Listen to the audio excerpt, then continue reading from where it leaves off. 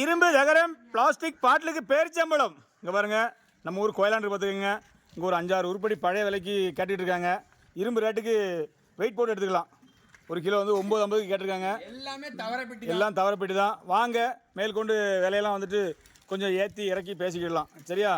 அப்போ வந்துட்டு தென்காசி மாவட்டம் கோயிலாண்டு கிராமம் நம்ம புனித சவேரியார் கோயிலுக்கு ஏற்றால தான் இருக்குது பார்த்துக்கோங்க. நல்ல இந்த ஆரஞ்சு முட்டையெல்லாம் ஒரு 8.50க்கு தந்துடலாம். சரியா? சீக்கிரம் வாங்க. ஆமாம், அந்த அந்த என்ன கலரு? பச்சை கலரு 4 ரூபாய்க்கு எடுத்துக்கலாம்.